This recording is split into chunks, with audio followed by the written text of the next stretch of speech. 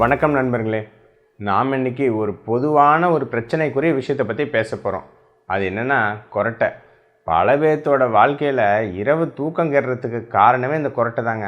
அதாவது அவங்களுக்கு தூக்கம் கெடுதோ இல்லையோ, கொர்ருன்னு கொரட்டை விடும்போது பக்கத்தில் இருக்கிறவங்க எல்லாத்துக்கும், கூட படுக்கிற ஒய்ஃபு மற்றவங்க எல்லாத்துக்கும் அந்த கொரட்டை பயங்கரமாக தூக்கத்தை கெடுத்துருதுங்க.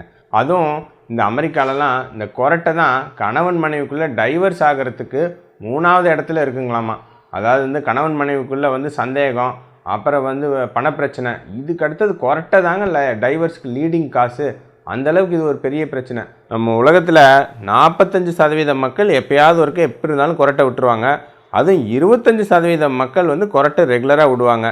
லேடிஸை விட ஜென்ஸ் கொரட்டை விடுறது அதிகம். கிட்டத்தட்ட 40% ஆண்கள் கொரட்டை விடுறாங்க. ஆனால் பெண்கள் 25% அப்படின்னு சொல்கிறாங்க.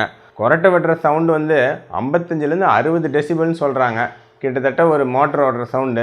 ஆனால் சில இடத்துலலாம் பார்த்திங்கன்னா ஒரு 110 டெசிபல் வரைக்கும்லாம் கொரட்டை விட்டு ரெக்கார்ட் பண்ணியிருக்காங்கன்னா பாருங்களேன். கிட்டத்தட்ட அணுகுண்டு வெடிக்கிற அளவுக்கு கொரட்டை விடுவாங்களாட்டிருக்கு நம்ம மக்கள். கொரட்டை விட்டால் இந்த தூக்கம் போகிறது தவிர வேறு ஏதாவது பிரச்சனை இருக்குங்களா? கொரட்டை விடுறவங்களுக்கு கொரட்டை விடாதவங்களை விட ஹார்ட் ப்ராப்ளம், மாரடைப்பு வரத்துக்கு வாய்ப்பு 5 மடங்கு அதிகங்களாமா. கொரட்டைங்கிறது வெறும் கொரட்டையோட போகிறது இல்லைங்க. கொரட்டையிலேயே தீவிர நிலை ஒன்று இருக்குது, அப்ஸ்ட்ரக்டிவ் ஸ்லீப் அப்னியான்னு சொல்லுவோம்.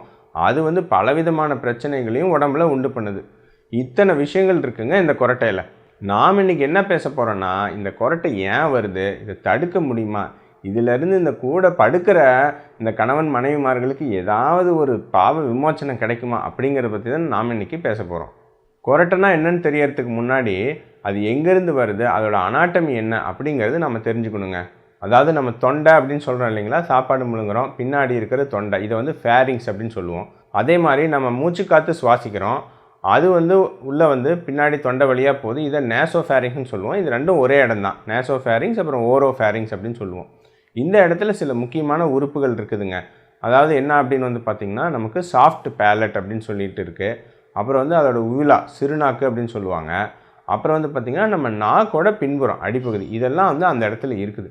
இந்த தூக்கத்தில் என்ன ஆகுது அப்படின்னு சொல்கிறாங்கன்னா, இந்த மசில்ஸ்லாம் ரொம்ப லூஸ் ஆகிடுமா, ஹைப்போட்டோனியா அப்படின்னு சொல்லுவோம். இந்த லூஸ் ஆகி நேராக படுக்கும் பொழுது இந்த சாஃப்ட் பேலட்டு, அந்த உவுலான்னு சொல்லக்கூடிய சிறுநாக்கு, நாக்கோட அடிப்பகுதி, இதெல்லாம் போய் நம்ம சுவாச காற்று போகிற பாதையை ஓரளவுக்கு பாதியாக அடைச்சிருமா.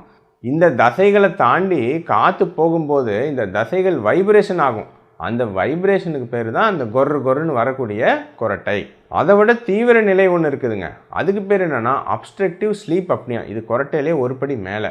அதாவது கொரட்டையில் ஒரு பாதி அடைக்கும் அப்படின்னு சொன்னேன் இந்த மூச்சுக்குழாய்.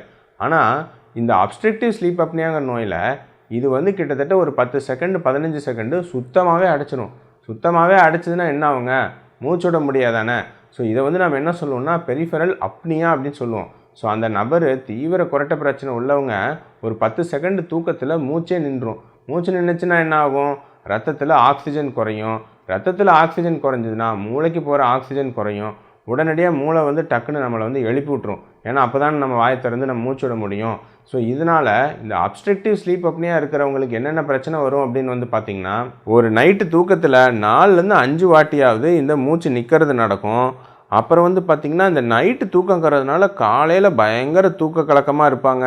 அப்புறம் பயங்கரமாக தலைவலி இருக்கும், பயங்கரமான எரிச்சலாக இருப்பாங்க, ஞாபக மறதி இருக்கும், இந்த மாதிரி பிரச்சனைலாம் இருக்கும். அப்புறம் தூக்கத்துலேருந்து முழிக்கும் போது அப்படியே மூச்சு திணறலோட அல்லது அப்படியே ஏதோ புறையேறின மாதிரி அப்படி முழிப்பாங்களாமா. இதுதான் கொரட்டையோட தீவிர நிலை, அதாவது அப்ஸ்ட்ரக்டிவ் ஸ்லீப் அப்னியான்னு நம்ம சொல்கிறோம். கொரட்டை ஏன் வருதுங்க, அதாவது முதல் காரணம், அதுவும் பெரும்பாலான மோஸ்ட் காமன் காஸ் என்ன அப்படின்னா உடல் பருமன். உடல் பருமனா நம்ம உடம்பு ஃபுல்லாக வெயிட் போடுது, அதனால் எல்லா திசுக்கள்லையும் கொழுப்பு சேர்ந்து படியுதா. ஸோ அப்போ உடம்புலலாம் கொழுப்பு படியும் போது நான் சொன்ன அந்த நாக்கோட பின்புறம், இந்த சாஃப்ட் பேலட்னு சொல்லக்கூடிய இடம், ஒரு தொண்டையோட பின்புறம், இது எல்லா இடத்துலையும் கொழுப்பு படிஞ்சு அதெல்லாம் நார்மல் சைஸை விட கொஞ்சம் பெருசாக இருக்கும். அப்போ என்ன ஆகும், ரொம்ப ஈஸியாக அந்த பகுதி அடைபட்டுரும். அதனால தான் உடல் பருமன் இருக்கிறவங்களுக்கு கொரட்டை ஒரு மிகப்பெரிய ப்ராப்ளமாக இருக்கும். இது மட்டும் இல்லாமல் நைட்டு மது அருந்திட்டு யார் யாரெல்லாம் படுக்கிறாங்களோ அவங்களுக்கும் பார்த்திங்கன்னா கொரட்டை அதிகமாக இருக்கும். ஏன்னா அந்த டோன் அப்படின்னு சொல்லக்கூடிய மசிலோட பவர் பார்த்திங்கன்னா குறைஞ்சிரும். அதே மாதிரி நைட்டு இந்த தூக்க மாத்திரை போடுறவங்க அவங்களுக்கும் கொரட்டை அதிகமாக இருக்கும். அப்புறம் நேராகவே படுக்கிறவங்களுக்கு வந்து கொரட்டை கொஞ்சம் அதிகமாக இருக்கும். இது மட்டும் இல்லாமல் மூக்கில் வந்து எப்போவுமே அடைபட்டு இருக்கிறவங்க, சைனஸ் பிரச்சனை உள்ளவங்க, பெருசாக வந்து டான்சில் பிரச்சனை உள்ளவங்க, அப்புறம் குழந்தைங்களுக்கு கூட கொரட்டை வரும். அவங்களுக்குலாம் பார்த்திங்கன்னா இந்த அடிநாய்டுங்கிற பிரச்சனை இருக்கா அப்படின்னு செக் பண்ணணும். இந்த மாதிரி மூக்கில் ஏதாவது பிரச்சனை அல்லது பின்புறத்தில் ஏதாவது பிரச்சனை இருந்தாலும் இந்த கொரட்டை வந்து அதிகம் ஆகும். சரிங்க, கொரட்டை இருக்குது. இப்போ நெக்ஸ்ட்டு என்ன பண்ணணும்? அதாவது ஃபஸ்ட்டு கொரட்டை இருந்தால் ஃபஸ்ட்டு நீங்கள் ஒரு நுரையீரல் சம்மந்தமான நிபுணரையோ அவங்கள பார்த்தீங்கன்னா அவங்க சில அடிப்படை விஷயங்கள் பண்ணுவாங்க. அதாவது நம்ம தொண்டையோட அடிப்பகுதி வந்து ரொம்ப ஏதாவது திறந்துருக்கா இல்லை ரொம்ப மூடப்பட்டிருக்கா அப்படின்னு பார்ப்பாங்க. அதுக்கு மல்லம்பட்டி ஸ்கோர் அப்படின்னு சொல்லுவாங்க. அப்படின்னா என்னங்க, நீங்களே உங்கள் வாய் திறந்து கண்ணாடியில் வந்து பார்க்கலாம். உங்களுக்கு ஓரளவுக்கு நாக்கோட அடிப்பகுதி தாண்டி அந்த ஊலான்னு சொல்லக்கூடிய சிறுநாக்கு அதெல்லாம் நல்லாவே தெரிஞ்சுது, தொண்டையோட பின்புறம்லாம் நல்லா தெரிஞ்சுதுன்னா பிரச்சனை கிடையாது. அதெல்லாம் எதுவுமே தெரியல, வாய் நல்லா திறந்தாலும் மேலே இருக்கிற தாவாயும் அப்புறம் நாக்கு மட்டும்தான் தெரியுது, இந்த சிறுநாக்கோ இல்லை தொண்டையோட பின்புறமோ எதுவுமே அந்த ஓட்டையே தெரியல அப்படின்னா உங்களுக்கு கொரட்டையினால் இந்த மூச்சு அடைப்பு அப்ஸ்ட்ரக்டிவ் ஸ்லீப் அப்னியா வரதுக்கான வாய்ப்புகள் அதிகம்னு அர்த்தங்க. கொரட்டை பிரச்சனை இருந்துச்சு அப்படின்னா ஸ்லீப் ஸ்டடீஸ் அப்படின்னு பண்ணுவாங்க. அதாவது தூக்கத்தில் ஆக்சிஜன் அளவுகளை மெஷர் பண்ணி பார்ப்பாங்க. 90%, 92% அந்த மாதிரி ஆக்சிஜன் வந்து குறைஞ்சி ஏறுதா, எவ்வளோ நேரம் அந்த மாதிரி குறையுது அப்படின்னு பார்ப்பாங்க. இது மட்டும் இல்லாமல் பாலிசோம்னோகிராஃபி அப்படின்னு சொல்லக்கூடிய பரிசோதனையை சில இடங்களில் பண்ணுவாங்க. இது மூலமாக வந்து பார்த்திங்கன்னா உங்களுக்கு தூக்கத்தில் வந்து எப்படி வந்து இந்த கொரட்டை இம்ப்ரூவ் ஆகுதுன்னு பார்ப்பாங்க. ஸோ இந்த மாதிரி விஷயங்கள். இது மட்டும் இல்லாமல் ரத்தத்தில் கொலஸ்ட்ரால் அளவுகள் பார்ப்பாங்க. உங்களுக்கு உயர் ரத்த அழுத்தம் பிபி இருக்குதா அப்படின்னு வந்து பார்ப்பாங்க. ஒரு ரொம்ப தீவிர கொரட்டை உள்ளவங்களுக்கு இந்த இருதய செக்கப்பும் பண்ணிக்கிறது நல்லது. நிறைய பேர்த்துக்கு இந்த ஜிஆர்னு சொல்லக்கூடிய நெஞ்செரிச்சலும் இந்த கொரட்டையோடு சேர்ந்துருக்குங்க. ஸோ கொரட்டை இருந்தால் இத்தனை விஷயங்களை நம்ம பரிசோதித்து பார்க்குறது அவசியம். இந்த கொரட்டைக்கு என்ன தான் தீர்வு? அதுக்காக தானே எல்லோரும் இந்த வீடியோ பார்த்துட்ருக்கீங்க. சொல்கிறேங்க இல்லைங்க, நான் சொன்ன மாதிரி எப்படி உடல் பருமன் தான் இந்த கொரட்டைக்கு மிகப்பெரிய காரணமோ, எடை குறைப்பு தான் இந்த கொரட்டைக்கு மிக பெரும் தீர்வு. வேறு என்ன பண்ணுறதை விட இந்த எடை குறைப்பு பண்ணுறது ரொம்ப அருமையாக கொரட்டையோடு இருக்கக்கூடிய அப்ஸ்ட்ரக்டிவ் ஸ்லீப் அப்னியாவையும் சரி பண்ணுங்க. அதாவது நிறைய என்கிட்ட இந்த எடை குறைப்புக்காகலாம் நிறைய பேஷண்ட் வருவாங்க. அவங்களாம் ஆல்ரெடி இந்த சிபேப் டிவைஸ் அதெல்லாம் வந்து போட்டுட்ருப்பாங்க. அப்புறம் வந்து ஆப்ரேஷனே பண்ணணும் அப்படிங்கிற அளவுக்கு இருக்கிற பேஷண்ட்லாம் கூட ஒரு 15 கிலோ 20 கிலோ வெயிட் குறைக்கும்போது அந்த ஸ்லீப் அப்னியா சரியாகி கொரட்டையே காணாமல் போகிறத பல விதமான ஸ்டோரிஸை வந்து நான் தினம் பார்க்குறோம். ஸோ அதனால் உடல் பருமன் உங்களுக்கு இருக்குது அப்படின்னா அதை குறைக்கிறது தாங்க கொரட்டையை குறைக்கிறதுக்கான முதல் வழி.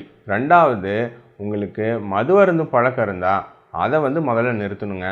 ஏன்னா அதுவும் வந்து கொரட்டைக்கு மிகப்பெரிய காரணம். மூணாவது, இந்த தூக்க சம்பந்தமான மாத்திரைகள், அப்புறம் வந்து பார்த்திங்கன்னா நம்ம இந்த மசிலோட டோன் அதை குறைக்கக்கூடிய மாத்திரைகள்லாம் எதாவது எடுத்துகிட்டு இருக்கீங்க அப்படின்னா உங்கள் குடும்ப நல மருத்துவர்கிட்ட செக் பண்ணி அந்த மாத்திரையை நிறுத்துறதுக்கோ அல்லது மாற்றுறதுக்கோ வந்து முயற்சி பண்ணி பாருங்கள். நாலாவது, ரொம்ப முக்கியமான விஷயங்க, கொரட்டை வந்து நேராக படுக்கும் பொழுது, அதாவது சுப்பைன் பொசிஷன் அப்படின்னு சொல்லுவோம். அதாவது முதுகு பின்புறமாக நம்ம வந்து கண் வந்து மேலே இருக்கிற மாதிரி படுக்கிற முறையில் தான் உங்களுக்கு இந்த நாக்கோட பின்புறமும் இந்த சாஃப்ட் பேலட் வந்தும் போய் ரொம்ப ஈஸியாக மூச்சுக்குழாயை அடைச்சி கொரட்டை வர வைக்கும். அதனால் இந்த கொரட்டை அல்லது அப்ஸ்ட்ரக்டிவ் ஸ்லீப் அப்னியா பிரச்சனை இருக்கிறவங்களுக்கு நிபுணர்கள் என்ன சொல்கிறாங்க அப்படின்னா, இடது பக்கம் வந்துருச்சு படுத்தோம் அப்படின்னா உங்களுக்கு வந்து பார்த்திங்கன்னா இந்த இடது பக்கமோ வலது பக்கமோ ஏதோ ஒரு பக்கம் நம்ம வந்துருச்சு ஒரு பக்கமாக படுத்தோம் அப்படின்னா இந்த கொரட்டை வரத்துக்கான வாய்ப்புகள் வந்து குறைவு. இதுவும் வந்து நிறையா சதவீதம் கொரட்டையை குறைக்கும் அப்படின்னு சொல்கிறாங்க. குப்புறப்படுத்து தூங்கலாமான்னு கேட்காதீங்க, அதுவும் வந்து அந்தளவுக்கு கொரட்டைக்கு நல்லதில்லை. இடது புறமாவோ அல்லது வலது புறமாவோ ஒரு பக்கமாக படுக்கிறது தான் கொரட்டைக்கு வந்து நல்ல பொசிஷன்.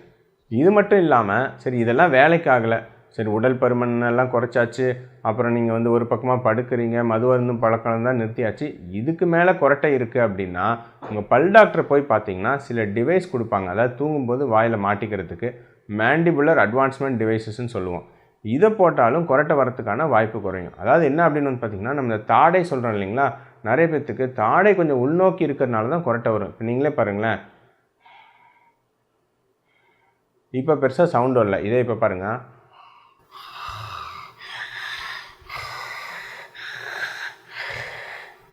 எப்படி சவுண்டு வருது. தாடை வந்து நம்ம வெளிநோக்கி நம்ம நவுத்திட்டோம் அப்படின்னா நமக்கு ரொம்ப ஈஸியாக அந்த கொரட்டை வந்து குறையும். இதை தான் மேண்டிபுலர் அட்வான்ஸ்மெண்ட் டிவைசஸ்ன்னு சொல்கிறோம். இதுக்கு வந்து பல் டாக்டர் வந்து இதை நைட்டு தூங்கும்போது போட்டுக்கிறதுக்கு இதை கொடுத்து உதவுவாங்க. இதுக்கும் மேலே கொரட்டை குறையலைன்னா சிபேப் அப்படின்னு சொல்லிட்டு மிஷின் இருக்குங்க. இது வந்து ஒரு பெரிய மாஸ்க் மாதிரி நம்ம மாட்டிக்கணும். இது வந்து நார்மல் கொரட்டை வர்றவங்களுக்கு கிடையாது. இந்த மூச்சே நின்று போகுதுன்னு சொன்னேன் இல்லைங்களா, அந்த அப்ஸ்ட்ரக்டிவ் ஸ்லீப் அப்னியா பிரச்சனை உள்ளவங்களுக்கு இந்த சிபேப்புங்கிற டிவைஸ் வந்து நிறைய பேர்த்துக்கு உதவிகரமாக இருக்கும். இதை வந்து மாட்டிக்கிட்டாலும் நைட்டு அது கொஞ்சம் ப்ரெஷர் கொடுத்து இந்த மூச்சுக்குள்ளாயே எப்பவுமே ஓப்பன் பண்ணி வச்சுருக்கும். இதெல்லாம் ஃபெயிலியர் ஆனால் உவலோ பெலாட்டோ ஃபெரிஞ்சோபிளாஸ்டி அப்படிங்கிற ஆப்ரேஷன் மூலமாகவும் இந்த குரட்டையை சரி பண்ண முடியும். ஆனால் இது சாதா குரட்டைக்கெலாம் இந்த ஆப்ரேஷன் பண்ணக்கூடாதுங்க. அதாவது அப்ஸ்ட்ரக்டிவ் ஸ்லீப் அப்னியான்னு சொல்லக்கூடிய தீவிர குரட்டை பிரச்சனை உள்ளவங்களுக்கு தான் இந்த ஆப்ரேஷன் அளவுக்குலாம் போகணும். இது மட்டும் இல்லாமல் குழந்தைங்களுக்கு குரட்டை இருந்துக்கிட்டே இருக்க ரொம்ப பிரச்சனையாக இருக்குன்னா இந்த அடினாய்டு டான்சில் ரிமூவ் பண்ணக்கூடிய சர்ஜரி பண்ணலாம். பெரியவங்களுக்கும் அந்த பிரச்சனை இருந்துச்சுன்னா இதை ரிமூவ் பண்ணாலும் நிறைய பேருக்கு குரட்டை குறையும். அப்புறம் இந்த கிரானிக் அலர்ஜிக் சைனசைட்டிஸ் ரைனைட்டிஸ் இருந்தால் அதை சரி பண்ணுறதுக்கான நடவடிக்கைகள் எடுத்தாலும் இந்த குரட்டை தீர்வு கிடைக்கும். ஓரளவு நான் சொன்ன இந்த குரட்டைக்கான தீர்வுகள் உங்களுக்கு பயனுள்ளதாக இருந்திருக்கும் அப்படின்னு நினைக்கிறேன். ஸோ குரட்டை இவ்வளோ சகஜமான பிரச்சனைக்குரிய விஷயமா இருந்தாலும் இதுக்கு தீர்வு ரொம்ப எளிதான். உங்களுக்கு பார்த்திங்கன்னா நல்ல உணவு முறை, நல்ல உடற்பயிற்சி பண்ணி உங்களுக்கு கட்டாயம் கொஞ்சம் உடல் எடை குறைப்பெல்லாம் கொஞ்சம் பண்ணுங்கள். நல்ல ஆரோக்கியமான வாழ்க்கை முறைக்கு மாறுங்க. படுக்கிற பொசிஷன் அதெல்லாம் சில அட்ஜஸ்ட்மெண்ட் பண்ணுங்கள். டெஃபினட்டாக பெரும்பாலானவங்களுக்கு எந்த கிஷினு ஆப்ரேஷன் எதுவும் இல்லாமல் இந்த குரட்டையிலேருந்தும் அப்ஸ்ட்ரக்டிவ் ஸ்லீப் அப்னியாங்கிற பிரச்சனையிலேருந்தும் நீங்கள் விடுபட முடியும். தொடர்ந்து இணைந்திருங்கள். மேலும் நிறைய நல்ல விஷயங்களை பற்றி, ஆரோக்கியமான விஷயங்களை பற்றி தொடர்ந்து பேசுவோம். நன்றி, வணக்கம்.